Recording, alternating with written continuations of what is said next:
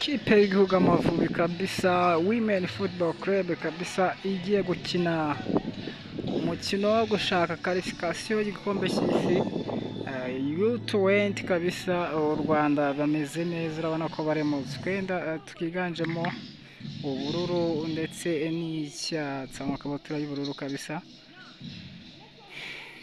Yewe nabonye abasore b'abakobwa bari hano bintera ubwoba. Hari abasore b'abakobwa ba Zimbabwe bameze neza.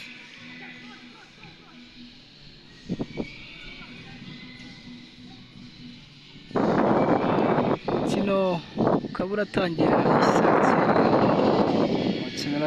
saa cyenda kabisa.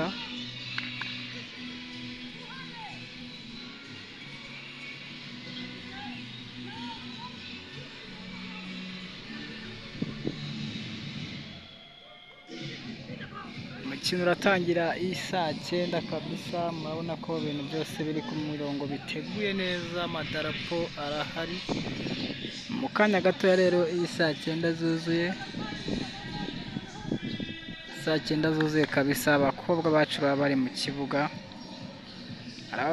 gusa urebye ingano y'aba bana bagiye gukina, ikintu barashoboza ino ekipe nabonye ni uko bafite speed nyinshi,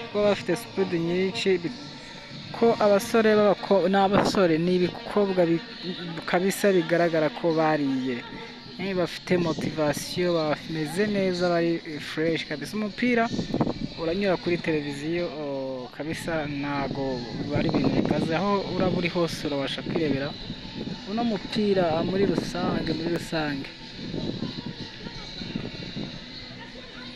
Nubwo rero tumaze icyumweru tubabwira ukuntu ibintu byifashe n'ukuntu abantu bari kugenda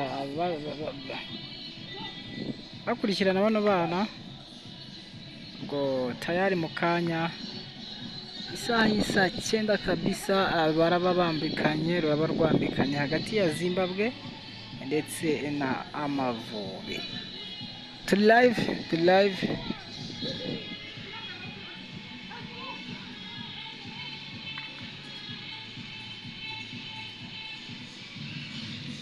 live kabisa, hose wadushaka ni kuri Joshua TV.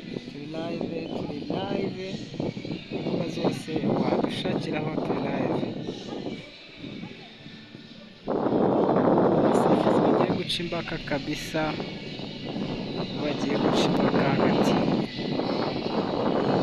hagati mu kibuga. murabibona ko hari abazanye bameze neza ndetse mpuzamahanga.